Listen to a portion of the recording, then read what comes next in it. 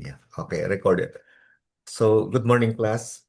Today we are so lucky that we have a guest lecturer, a graduate of the University of Bergen in Norway, where he earned a PhD or Doctor of Philosophy specializing in the philosophy of Ludwig Wittgenstein. Currently, he's a professor at the UP College of Social Sciences and Philosophy. He also teaches STS in Science Society program at the College of Science. Today, he will introduce us to Wittgenstein's life and his significant contribution to modern philosophy. Meaning, ang pinaka-focus niya dito ay mathematics and language. So, Mm. please join me in giving a warm welcome to Dr. Lamberto Mendoza. Sir, Thank it's you, Sir yours. Sir Mm. Toto, 'no? Ang nakikita po ba yung aking Yeah. Mm-mm. so, ano lang po, presentation. Saan ba dito yung present Slideshow, yung slides sa baba, taas. Yeah. video? Slideshow dapat. Ay, wala. Usually dina-download ko 'to, eh. Mm-mm. Dahil baka puwede na 'to. Sige, download. Ano, siguro habang 'yan, sandali lang naman. Oo. Ano yung usually meron 'yan kahit dito na ano kasi 'to, sir, 'yan, slideshow. 'Yan, meron na, ba. So 'yan, ako ang pangalan ko ay, sa Department of Philosophy ay Sir Totoy. Ang biruan namin ni sir ay kulang na lang ng Y.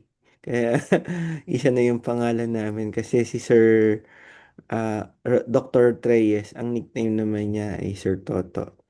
Nagpapasalamat ako kay Sir Toto para sa pag-develop ng lecture na 'to kasi it came out as a conversation on what can be, drawn and, parang made fruitful from my thesis in relation to the STS mindset, 'no? Since my expertise is on philosophy of language, then we talked about how can students be more appreciative of the idea that math is a language, no? Math is a language of even everyday life, no? Kasi language uses logic and math is essentially a form of a subfield in logic. Parang gano'n yung lumalabas na usapan, 'no? So again, this presentation comes from learnings, not really, not mat as it turned out, not not a large part of it no longer comes from Wittgenstein, but from STS students, 'no? And later on, I realized that I have to make use of videos. Kasi ano tayo ngayon, sir, yung mga presentation natin naging multimedia na. Hindi Yeah. na katulad ng unang panahon na chalk and talk. Pero Ah, delayed pa ang skills ko dyan eh. yun. Sige. So, I hope yung isang aspect din pala nito, yung presentation ko ay hindi ko rin naman talaga presentation lang, pero presentation sa kwentuhan namin ni Sir Toto on how math can actually become a language, no? So, dalawang assertion, math can be a language, but at the same time, math is already a language, no? Math is already a language to those who are already trained in it. Minsan iba-iba kasi tayo ng exposure, 'no, experience, tapos yung language. Pero to those who have yet to be acquainted into it, 'no, yung kinakailangan ng mas maraming training at saka background, they are characterized by a certain anxiety. So, I guess one way of thinking of this presentation is that it is more of a presentation on math appreciation than math per se, no? So what are what is the kind of attitude that we should take when learning math? And therefore also, since yun nga, ang lumalabas, math is the language of the sciences. How does it affect our learnings in the different forms of sciences that we have to learn or interact with, no? Kasi when you encounter another field, you encounter a set of symbols, no? Math, no? Na parang hindi mo naintindihan, no? Which causes anxiety. So, yun nga, no? Ito yung outline ng aking topic. How can we move from math anxiety to literacy, especially in the context of the Philippines, no? Ano yung kondisyon ng ating, math literacy dito sa Pilipinas? I'll draw from a passage from Wittgenstein, and then uh, some ideas from that video by Fidel Nemenso, who's our former chancellor and a mathematician. And then I end with insights from STS students. No? In this in the maybe I'll skip the last slide, no, or leave it as a question. Kung ano ba talaga paano ba talaga dapat ituro yung math, no? Kung English or Filipino, no? Na kailangan mo ba ng translation all the time o ki nasa paraan ng pagtuturo na although it's in English, it's as if you're speaking in vernacular. Or kasi sometimes when you Philippinize or certain scientific or mathematical concepts, mas lalong humihirap yung pag-unawa, no? So, ano kaya yung approach dito, no? So, ito yon yung kita niyo yung sa slide, no? Tinatakbuhan natin ng math. Tapos, mana-overwhelm tayo kasi hindi natin naiintindihan, no? Kung ano ba yung ibig sabihin ng mga symbols na yon, no? Tapos yung condition natin, no? Ito ay in 2000, actually yung sequence ito muna, 2018, second lowest spot tayo sa PISA, PISA assessment, sa second lowest spot in science and math. Tapos this was in 2018. This was in this is in 2022.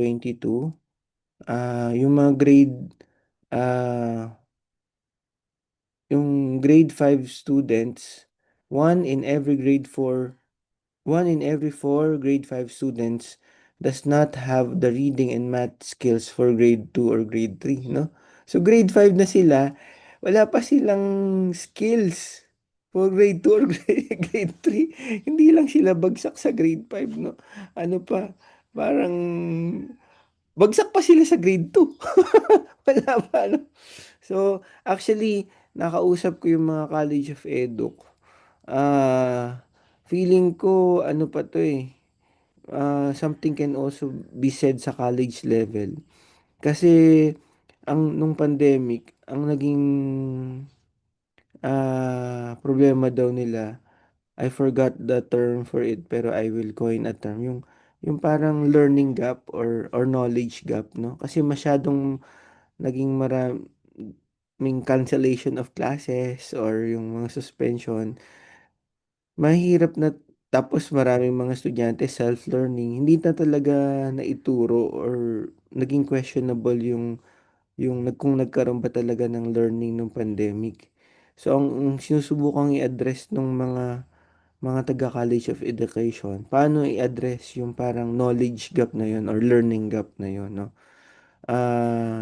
Ngayon may discussion na sa AI eh, kasi minsan daw mas hirap na mag-connect yung mga estudyante kaysa sa mga teacher. So mas yung AI daw parang naging study partner na nila, no? Ah, Di pa anyway, so ito yung condition natin sa Pilipinas, no? Poor tayo sa science and math skills. Tapos, as a consequence, pwede nating sabihin na medyo intimidated tayo sa math, no? So, yun, marami yan. Ample ang literature dyan sa problema natin sa math. Ah, Tapos, nung naging president si BBM, ah, nag, pina-review niya sa Congress na ang dapat sana na medium for instruction ay, ay English, no? Kasi it's the language of business and the language of internet. So ganito rin ba yung yung pagtuturo ng math, no, or pag-aral natin sa math? O when we study math, it's something that's better talked about or learned in English, no? Kinakailangan pag-isipan natin 'yan kasi ako ang interest ko as a philosopher. Mm. What is the language of the mind, no? Ano ba ang wika na ginagamit natin habang tayo ay nag-iisip? Palagay ko minsan parang language independent kasi merong level of abstraction, no? Sir, Some excuse people, me, hindi ka pa naka-slideshow? ay, yung ano sir, English as medium of instruction? Nasa title page ka pa lang, where do math symbols come from? Ay, thank you sir. So, siguro i-stop share ko, ibig sabihin naghang. Ah, thank you. Ah, Thank you po. It's okay. Yan, ito Ayun. po. Ayan na.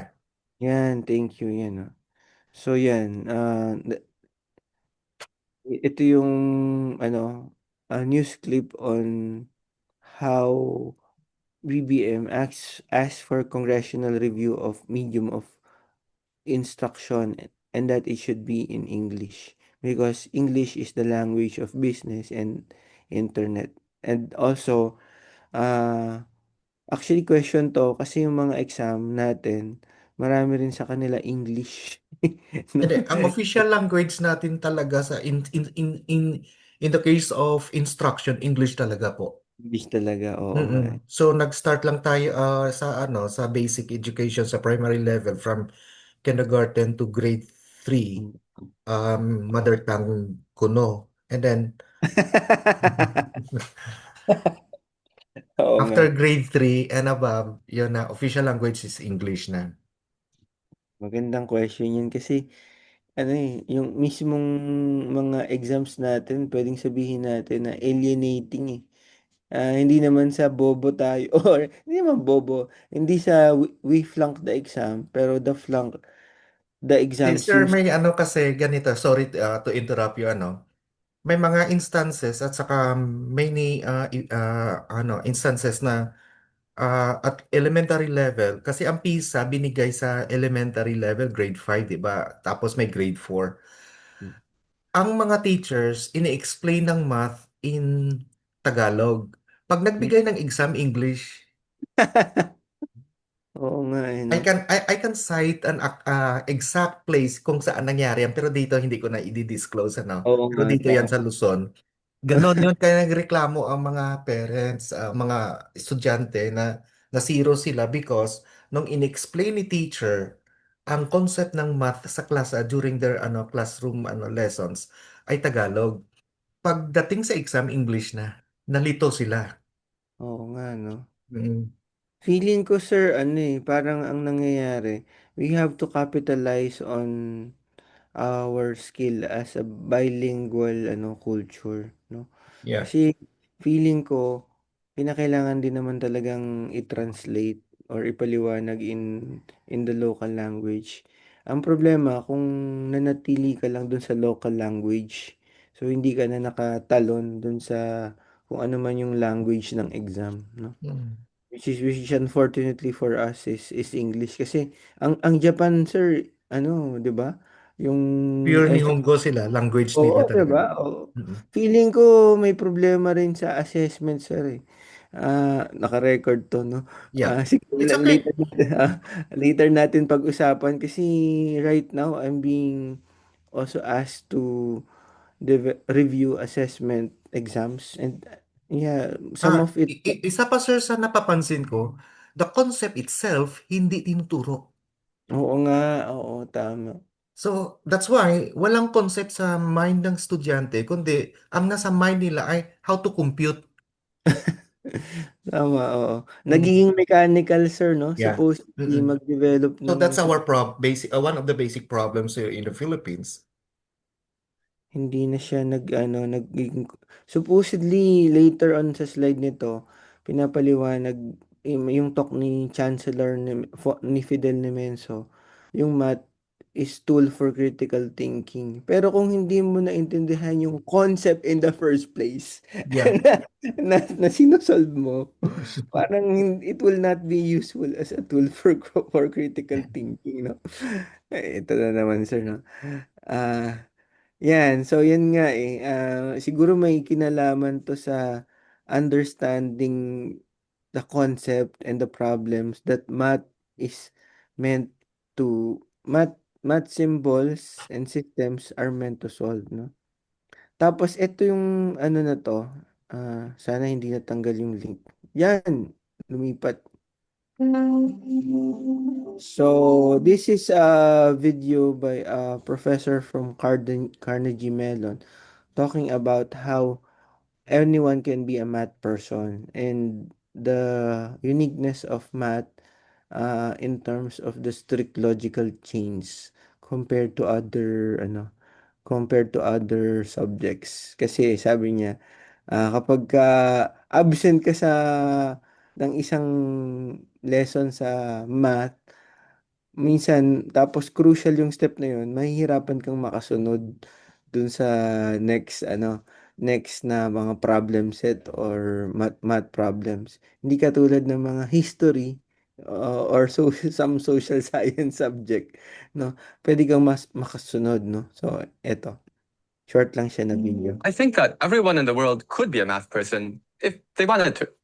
The key word, though, I want to say is if they wanted to. That said, I do think that everyone in America could benefit from having that mathematical background in reasoning just to help everyone make very good decisions. And here I'm distinguishing already between math as people usually conceive of it.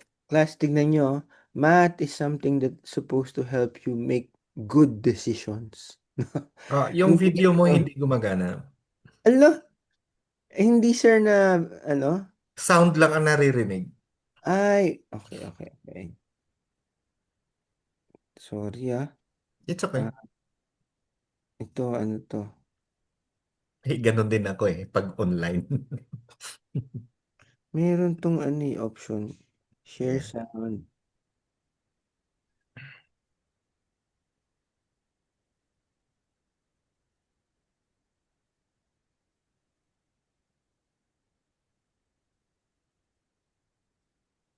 Biglang pinapa-restart. Mahirap tayo dito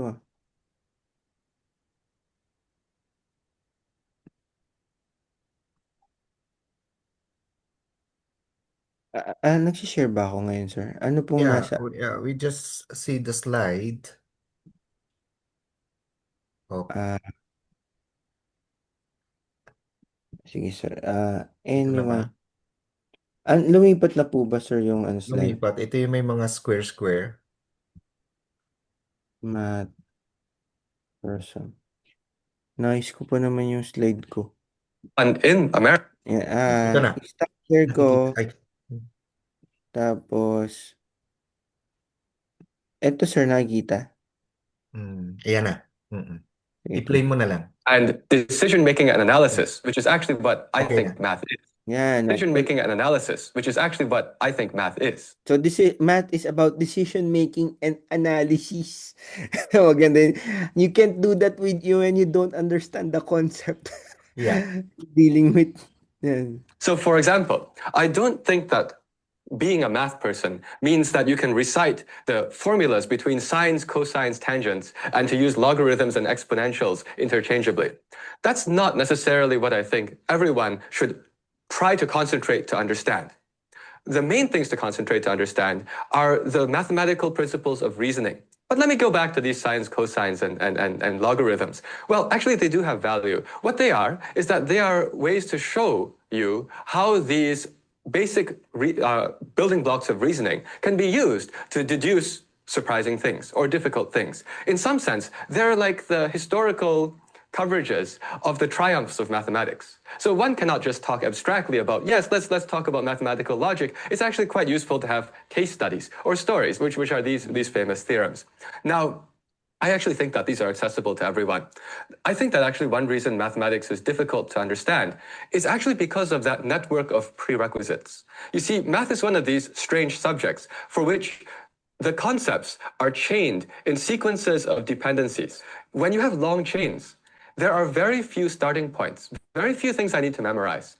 I don't need to memorize, for example, all these things in history, such as when was the War of 1812? Well, actually, I know that one because that's a math fact. It was 1812. But I can't tell you a lot of other facts, which are just purely memorized. In mathematics, you have very few that you memorize, and the rest you deduce as you go through. And this chain of deductions is actually what's critical. Now, let me contrast that with other subjects, like, say, history. History doesn't have this long chain. In fact, if you fully understand the War of 1812, that's great. And it is true that that will influence perhaps your understanding later of the women's movement, but it won't be as absolutely prerequisite in the sense that if you think about the concepts, I actually think that history has more concepts than mathematics. It's just that they're spread out broader and they don't depend on each other as strongly. So for example, if you miss a week, you will miss the understanding of one unit, but that won't stop you from understanding all of the rest of the components. So that's actually the difference between math and other subjects in my head. Math has fewer concepts, but they're chained deeper. And because of the way that we usually learn, when you have deep chains, it's very fragile because you can lose any one link. Meaning, if you miss a few concepts along the chain, you can actually be completely lost. If, for example, you're sick for a week, or if your mind is somewhere else for a week, you might make a hole in your prerequisites. And the way that education often works, where it's almost like riding a train from a beginning to an end, well, it's such that if you have a hole somewhere in your track, the train is not going to pass that hole. Yan, okay na yan. So, saktong-sakto yun sa pinag-uusapan namin ni Sir Toto, no? Yung the importance of understanding concepts Mm. in math, especially that math is not about memorization, but about understanding the deductive chain, the logical chain, no? Kaya hindi ka so yun, and that's I think that's the message of this Yeah. this video. So balik lang po ako sa slide. Sakto sir, no? Yeah. Ang biro ko ano eh, magkwentuhan lang tayo tapos yung kwento na lang yung lecture. Nade-develop siya sa ano, Oo. lecture. Oo. Ah, nawala tong hirap akong makabalik. Ang dami nakabukas. Give me a moment po. Ano ba to? Slide.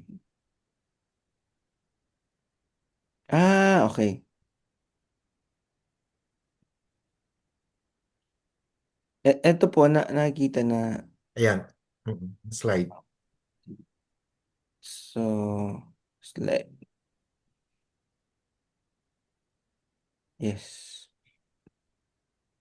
Yan. Okay na po, sir. Yeah. Ang slide nakikita na. Anyone can be a math person. Ayan, Yeah, oo. that's it. So, nilaktawan. So, yun nga yung, ito yung mga assignment sa akin ni sir nung una ako nagsimula. No? Why is math linked with science? No? How is it connected with language? No? Kaya nga, ang second question dito, ano ba talaga yung math? No? Sa philosophy, ang approach namin sa definition by contrast eh.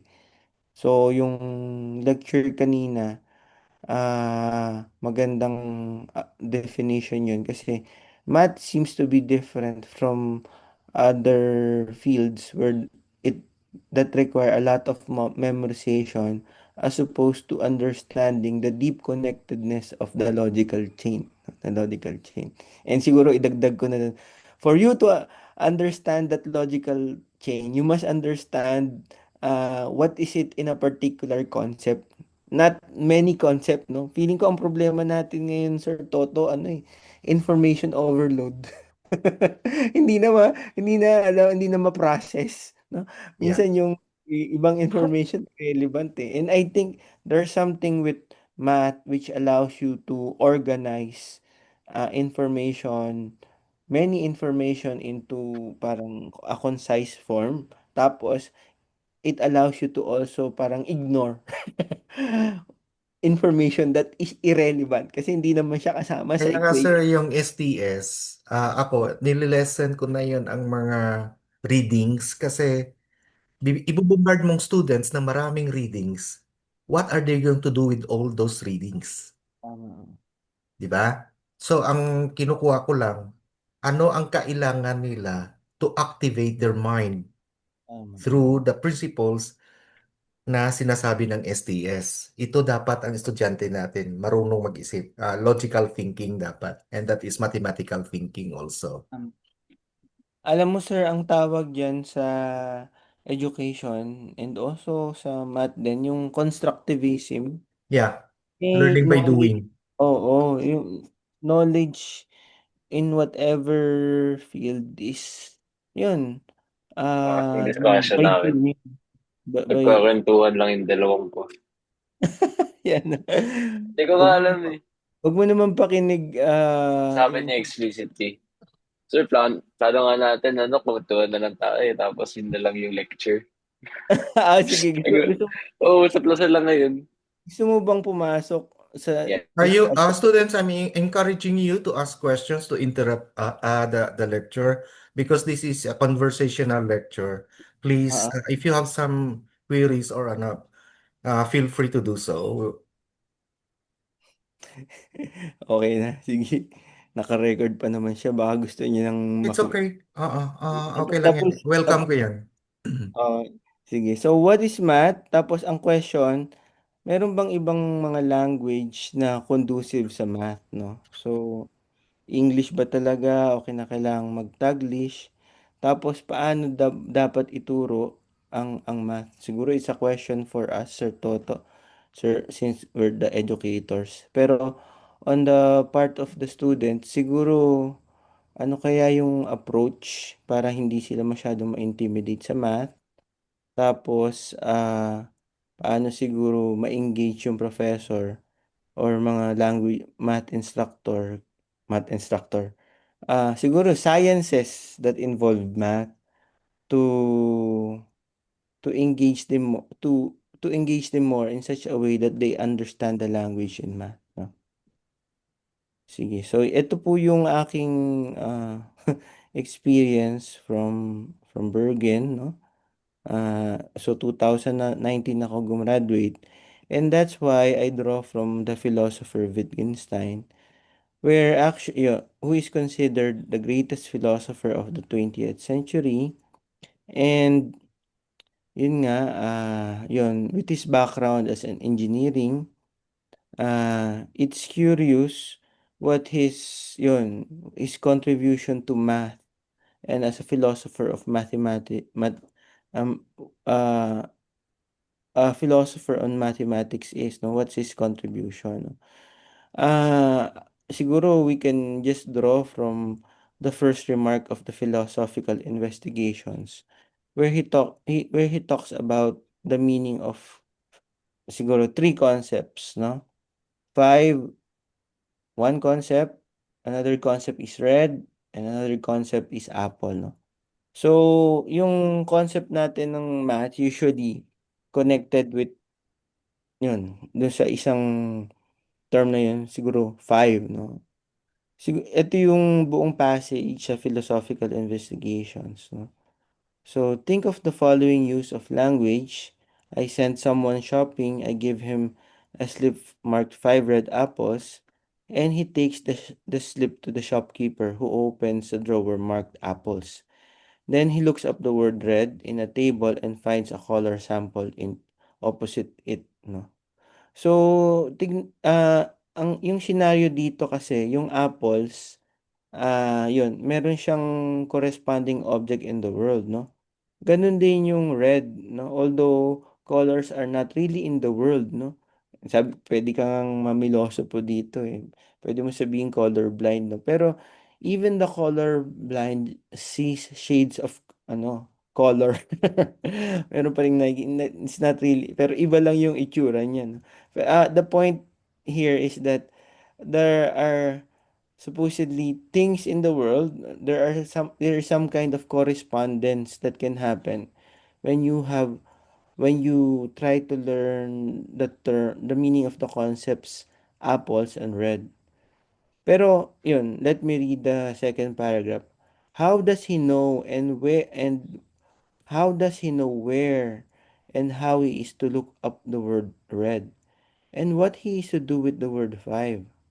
What is the meaning of the word five, no? This is a question kasi is five found in the world, no? Or isipin nyo, no? Ah, can you think of the word five independent of any five objects? No?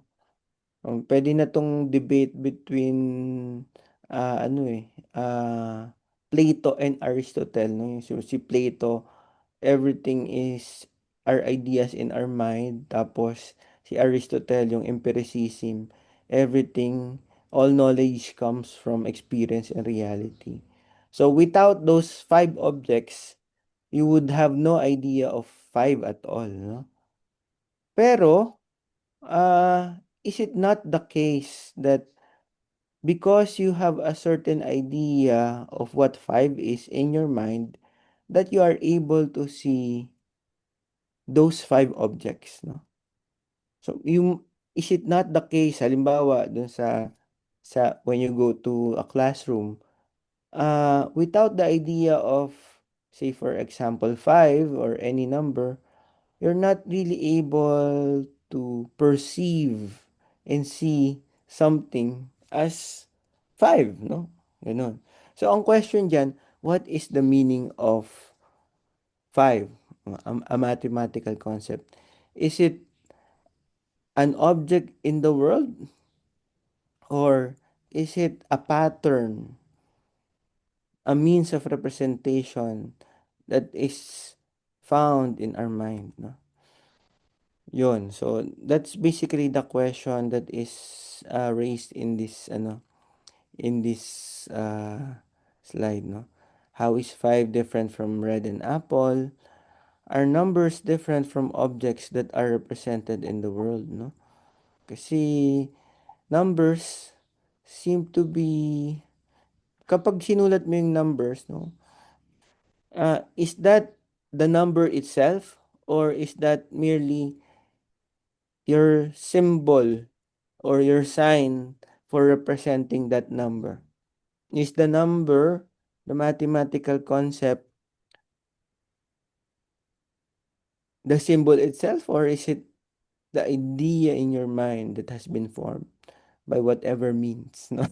So there's actually something interesting and at the same time uh worth reflecting about the nature of numbers, no? Ang ganda kausap dito si Sir Fidel eh, kasi sabi niya, Totoy, ang question ko lang naman, what is a number is, what a number is eh. And all my ideas are theories about numbers. No? So how are numbers learned? How is math learned? Anyway,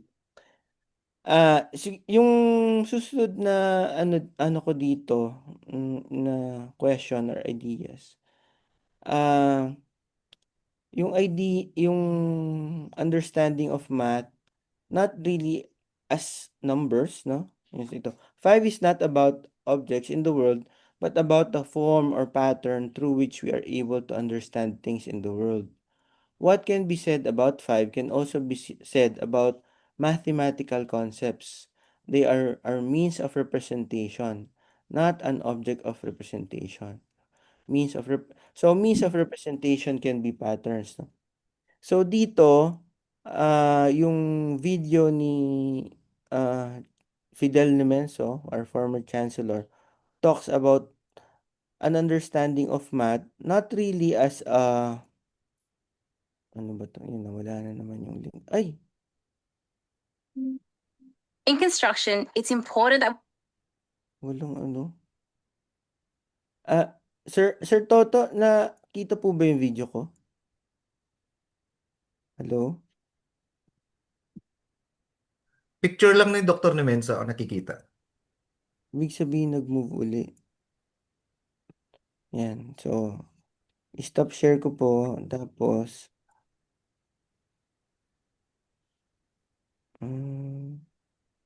ito yung ano, sa TEDx video, no? Hindi ko play lahat na certain parts lang. Hmm.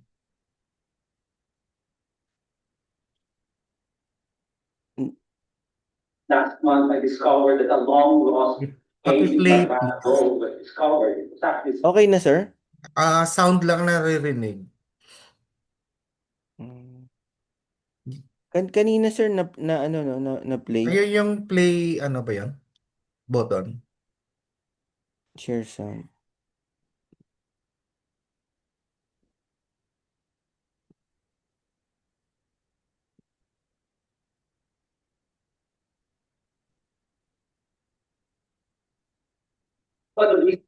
Ito, sir, nakikita niya. Yeah, Ah, ano okay. yung painting?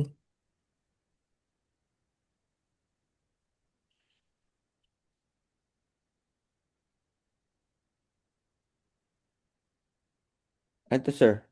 Nakita? Painting. It's about painting. right now the mathematics. Okay na, sir. Wala pa. Ayan na. Okay na. Those zeros and ones from the internet. Put it in my computer. Now it's flowing through the wire. No pictures flow through the wire. It's actually zeros and one. And this is because of mathematics. And when my son was 8 years old, he brought home a magazine.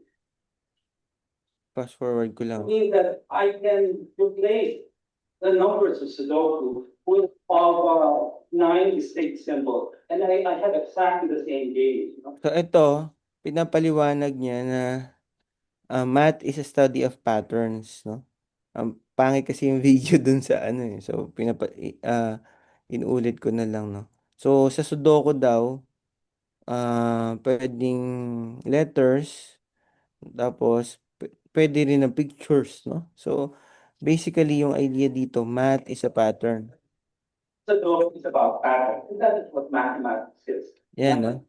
Mathematics is the study of patterns. And that pattern is becomes our way of thinking and looking at and making sense of the world, no?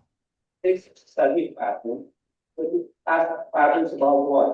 Are there patterns about quantity, numbers? Patterns about shape, geometry?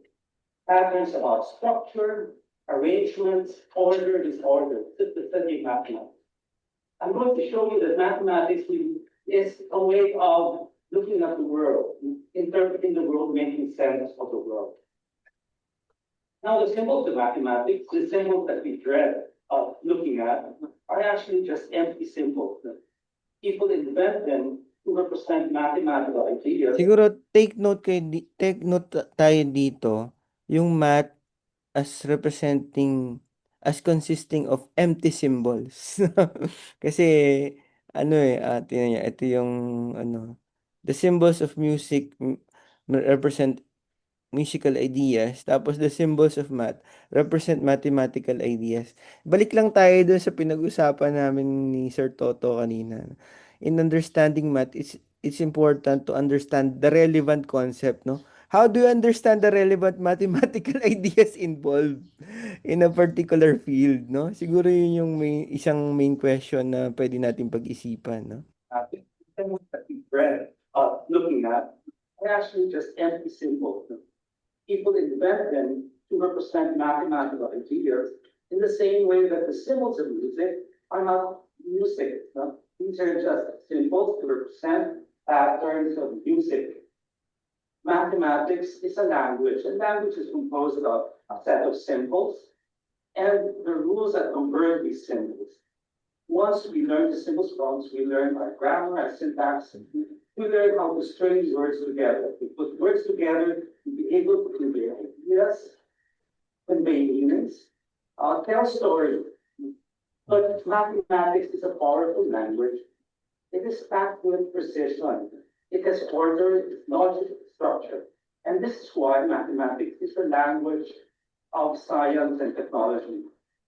I like to think of our math lessons in school as grammar lessons. You learn grammar again. to be able to manipulate language, you know, through language, we're able to tell stories and convey ideas. But unfortunately, I hated grammar and mathematics in school. One of my favorite toys when I was a kid were wooden blocks. Wood has its ends. I really love wooden blocks. Not, it's not the numbers and symbols and the blocks, but the blocks themselves. I love to collect them. I love to arrange them. I love to build symmetric structures like triangles. You know, one of my favorite discoveries when I was a kid is that triangles is made up of consecutive numbers. Right? One block, two blocks, three blocks, four blocks, stop on each other to create a triangle. This is one of the most memorable and most fascinating moments of my life. And later on, I realized that this is what mathematics is. When I was a kid, when I came home with an idea that was playing in my head, I explained this to my mother. Ito ang sabi ko, if you have a ball and you dip it in black ink and you put it on the floor, what mark would it leave? Ang sabi ng nanay ko, syempre, it would leave a black, a blob of ink. No? Ang sabi ko, hindi pwede. No? If it were a perfect ball, it should just leave a small dot. Or it's not, there should be no mark at all. Of course, we argued endlessly. Ang But I galing. love that argument. Because for the first time, I felt I was armed with absolute certainty. Realized, of course, in geometry class many years later, I realized that what I was talking about was the idea of a tangent point. The point of tangent is a circle and a line. But for me, this is one of the well, my great mathematical moments.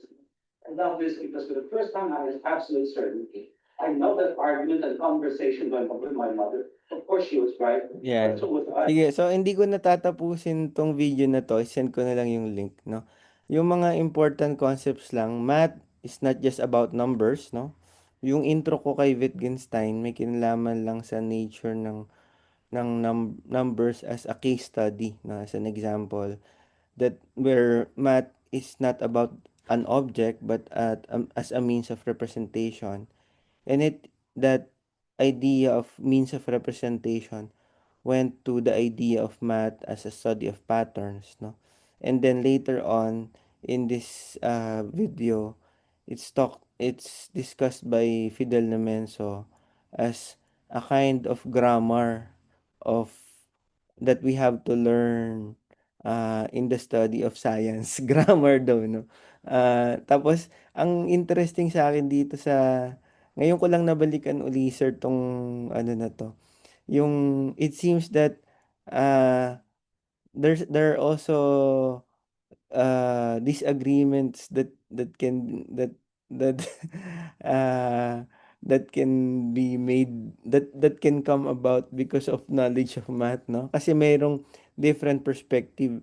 Ang binabanggit dito ni Fidel Nemenso, yung disagreement niya sa uh, wala na yung video. Yung ah, disagreement niya with his mom, no? Kasi para sa kanya, wala either dot lang or walang mark na i-leave yung ball kung perfect circle yung ball. Kasi mathematician siya, eh. Hindi niya nakikita yung ball. Nakikita niya yung yung perfect circle behind the ball. So hindi para sa kanya, either it's just a dot or it would not leave a mark at all, no? Ang question ko nga diyan sa ancient philosophy when we talk about Plato's ideas not having correspondence in the world, no? Nakakita na ba kayo sa mundo ng isang perfect circle? Di ba? Diba? What's the definition of a circle? A set of points all equidistant to a center, no? Kahit gumamit ka ng ano diyan, ng ano ba yung iniikot, mga protractor, no, the set of points that you will make that at least the ones that you can observe will never be equidistant to that center, no? So, paano question dyan, when you talk about mathematical ideas, either are they ideas that are perfect because they are ideas in your mind, only in your mind. Nonetheless, these are ideas that govern our understanding of reality and the world, no? They govern sa, yun, yung mga susunod na, so stop share ko na po ito, tapos balik ako sa aking slide. Again, my apologies sa pagka-disconnect ng ano. So yun, sa latter part ng lecture, binabanggit niya si Galileo who explains that the universe is written in the language of mathematics, no? For to see the universe is to see it as a mathematical existence or system, no? So, yung Fibonacci numbers, makikita mo sa sunflowers, dito sa mga sa order nitong ano na to, itong petals na to. Tapos siya yung ginagamit na mga engineers to construct buildings that are stable. Meron akong na-interview dito na isang ah, physicist eh. Ang ginagawa daw nila sa research niya, ang tawag biomimicry. Kasi there are things are that that occur in nature that science and technology can learn from in terms of construction and materials production, no? So halimbawa yung sa kanya yata yung waterproofing ng ibang plants parang di tinatalaban ng ng ng waterproofing. Relevant yan, no? Kasi yung mga bubong natin ngayon, mga tumutulo. Tapos yung mga siguro yung mga drainage natin, no? Para ba? Para hindi, ewan ko, naisip ko actually yung mga baha, no? Yung mga construction na pinagdedebatihan natin ngayon dahil baka either hindi na construct or poor construction materials, no?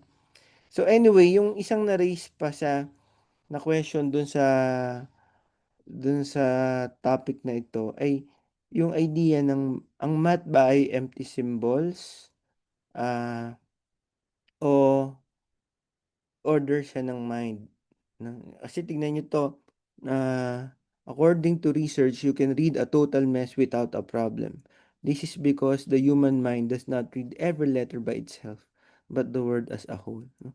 So, notice na nag-shift yung understanding math sa understanding patterns through which you are able to understand this mess. Supposedly mess siya eh.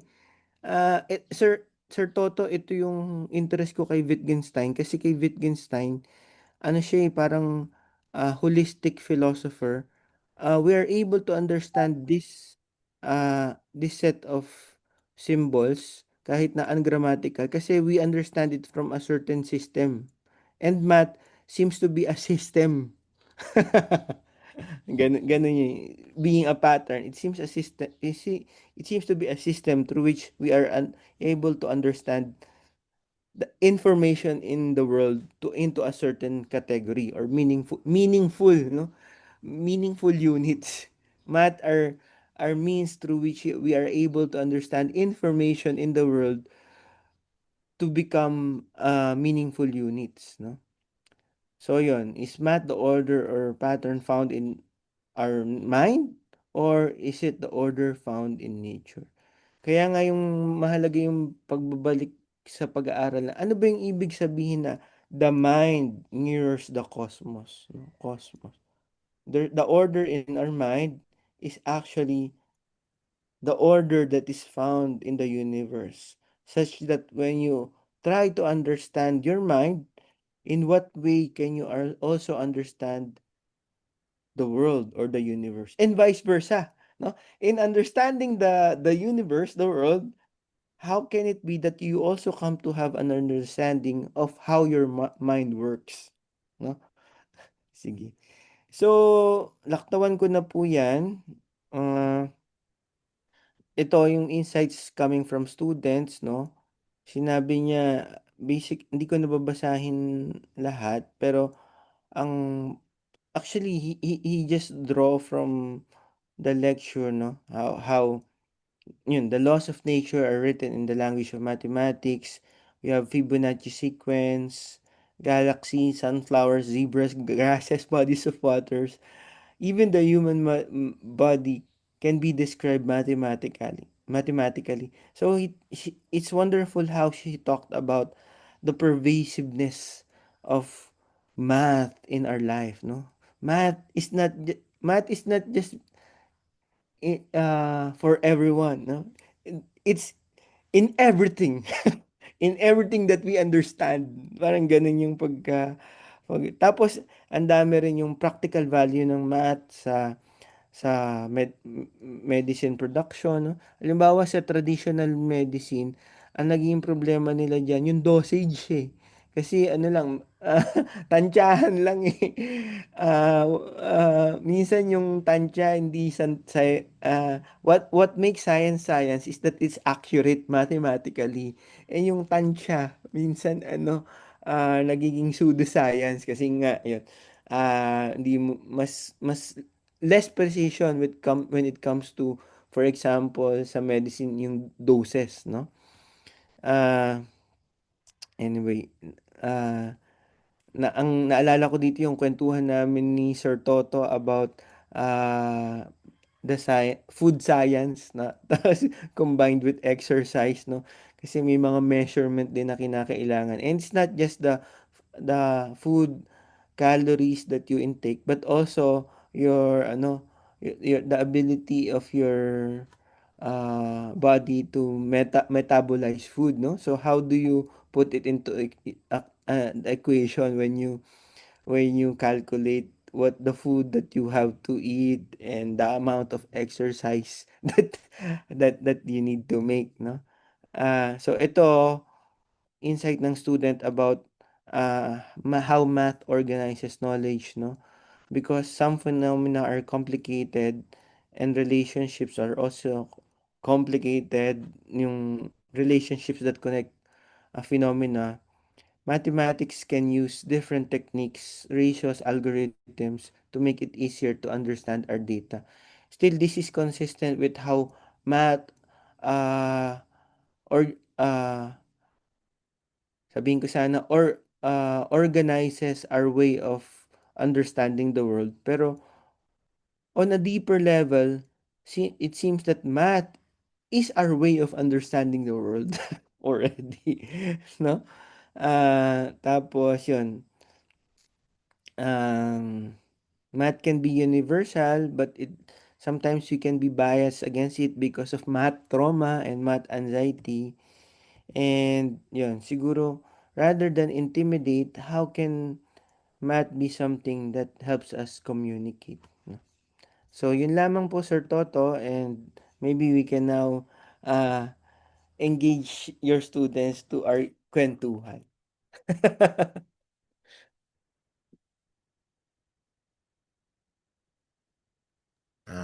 Okay. Okay, I'm encouraging students to interact with Dr. Mendoza. Of course, we can discuss things. By 8:15, ano na tayo po? End na tayo. Okay, students, any question or any comments? Do you think that mathematics can be a language? Kaya magpapadala ako ng guide question. Dalawa lang naman, sir. Is math considered a language? Or, and is math, what language in terms of lingua franca ang gagamitin dapat para maintindihan ng mga bata ang or, concept? or sir, magandang pag-usapan din. Kasi baka na-idealize natin eh. Baka ang magandang question, what is it that prevents the understanding of math as a language? No? Para ma-realize natin yung obstacles. What prevents an understanding of math as a language? Kasi, Pwede rin yan, sir. Pero start muna tayo sa basic. hmm, sige Math sir. and language. Pwede ko i-add yan. Oh, students, what is your idea? What is your thought about this conversation? Anybody?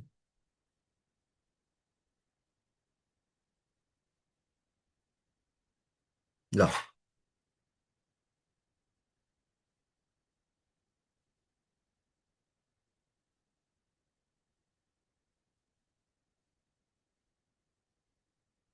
Nandyan pa kaya sila?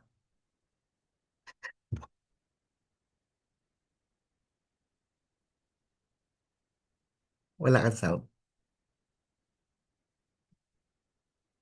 Multitasking yung mga yan, sir. Habang kausap tayo, may kamarites. It's okay. No problem. Anyway, kung wala na comments, I want you to express that in a form of reaction papers. And I have something to share with Dr. Mendoza para at least ibalik din na may feedback din kung anong impact nitong input niya sa atin. Okay? Sir Toto, may Mm. may time pa naman, no? Oo. Hanggang 8:15. Pwede po akong mag-share ng feeling ko, ang isang dahilan kung bakit hindi naunawaan yung math ay dahil hindi rin tayo parang na-impose po sa atin yung mga concepts at saka yung mga although it takes time kasi to learn the concepts as skill. Ito pong video na to, kung kahit mga skip ko lang, mga 5 minutes, pwede kong i-share. Okay.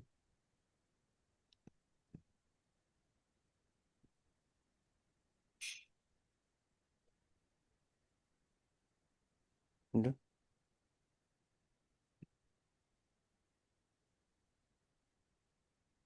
Map of math.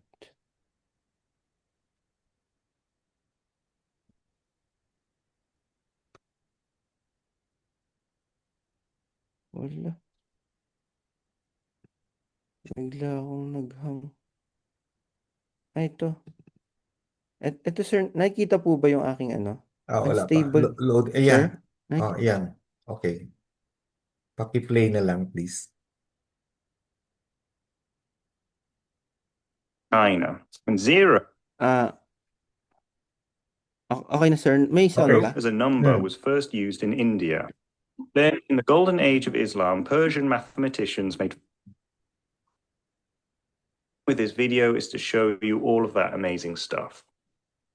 We'll start back at the very beginning. The origin of mathematics lies in counting. In fact, counting is not just a human trait. Other animals are able to count as well. And evidence for human counting goes back to prehistoric times with check marks made in bones. There were several innovations over the years, with the Egyptians having the first equation, the ancient Greeks making strides in many areas like geometry and numerology. Negative numbers were invented in China, and zero as a number was first used in India. Then, in the golden age of Islam, Persian mathematicians made further strides, and the first book on algebra was written. Then mathematics boomed in the Renaissance along with the sciences.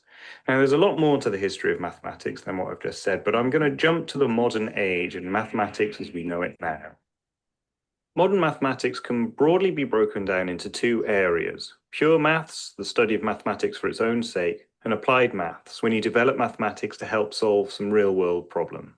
But there's a lot of crossover. In fact, many times in history, someone's gone off into the mathematical wilderness, motivated purely by curiosity and kind of guided by a sense of aesthetics. And then they've created a whole bunch of new mathematics, which is nice and interesting, but it doesn't really do anything useful. But then, say, 100 years later, someone will be working on some problem at the cutting edge of physics or computer science, and they'll discover that this old theory in pure math is exactly what they need to solve their real-world problems, which is amazing, I think.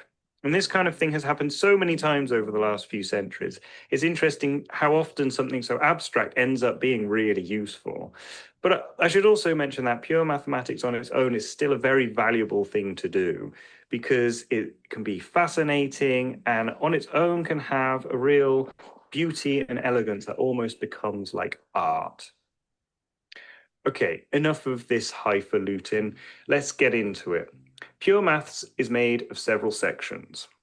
The study of numbers starts with the natural numbers and what you can do with them with arithmetic operations. And then it looks at other kinds of numbers like integers, which contain negative numbers, rational numbers like fractions, real numbers, which include numbers like pi, which go off to infinite decimal points, and then complex numbers and a whole bunch of others. Some numbers have interesting properties like prime numbers or pi or the exponential. There are also properties of these number systems.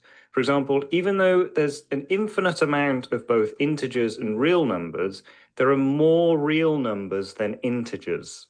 So some infinities are bigger than others.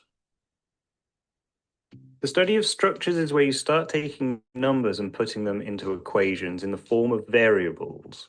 Algebra contains the rules of how you then manipulate. Skip ko ha. Finally, complex analysis looks at the properties of functions with complex numbers. This brings us to applied mathematics. At this point, it's probably worth mentioning that everything here is a lot more interrelated than I've drawn. In reality, this map should look more like a web tying together all the different subjects, but you can only do so much on a two-dimensional plane, so I've laid them out as best I can. Okay, we'll start with physics, which uses just about everything on the left-hand side to some degree. Mathematical and theoretical physics is a very close relationship with pure maths. Mathematics is also used in the other natural sciences with mathematical chemistry and biomathematics, which look at loads of stuff from modeling molecules to evolutionary biology. Mathematics is also used extensively in engineering. Building things has taken a lot of maths since the Egyptians and Babylonian times. Very complex electrical systems like aeroplanes or the power grid use methods in dynamical systems called control theory. Numerical analysis is a mathematical tool commonly used in places where mathematics becomes too complex to solve completely. Game theory looks at what the or the organization and analysis of data. The rules of computer science were actually derived in pure maths and is another example of something that was worked out way before programmable computers were built. Machine learning, the creation of intelligent computer systems, uses many areas in mathematics like linear algebra, optimization, dynamical systems, and probability. And finally, the theory of cryptography is very important to computation and uses a lot of pure maths like combinatorics and number theory.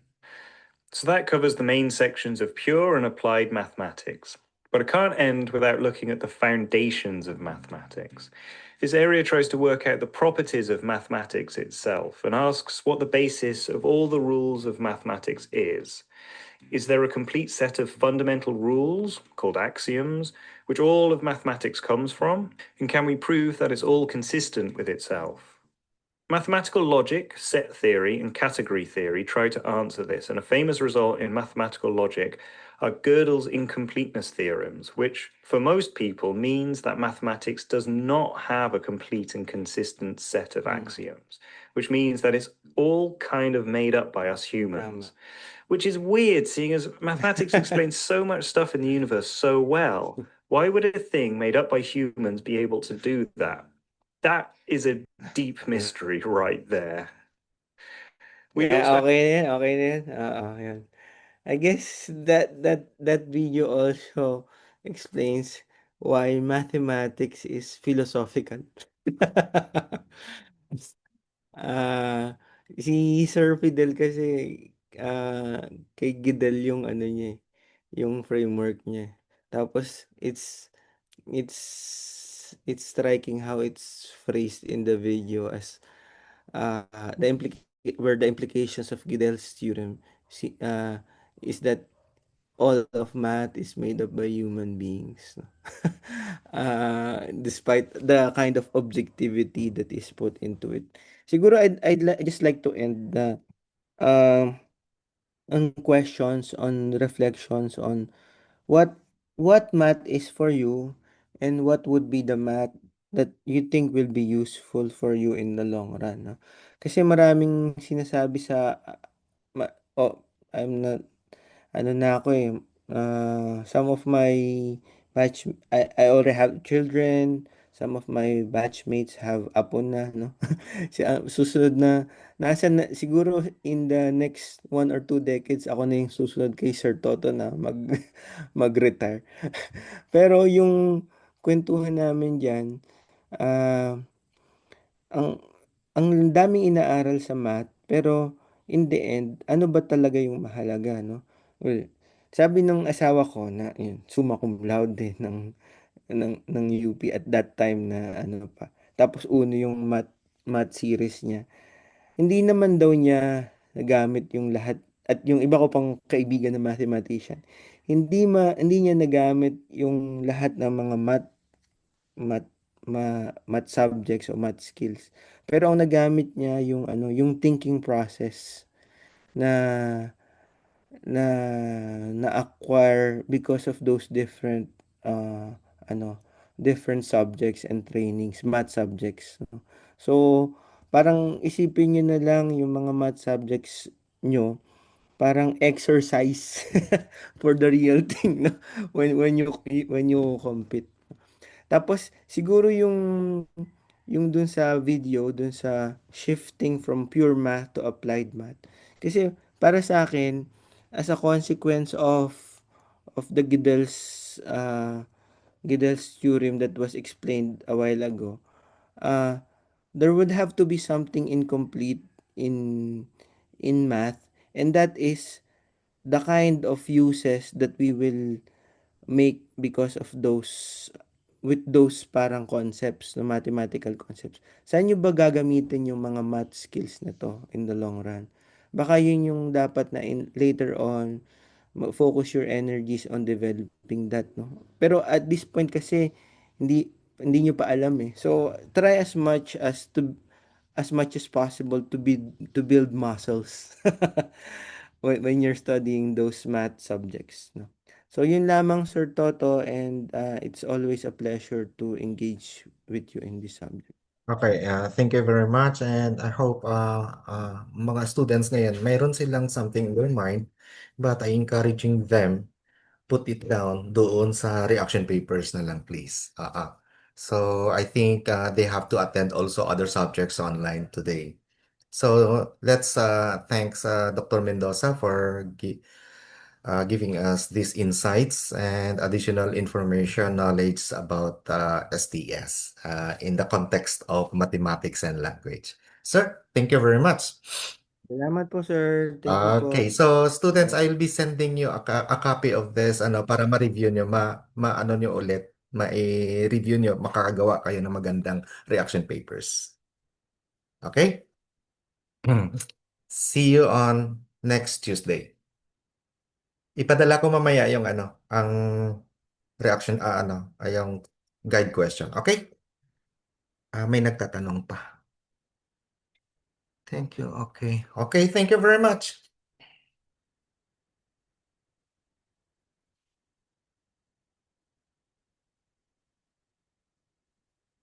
Thank you po.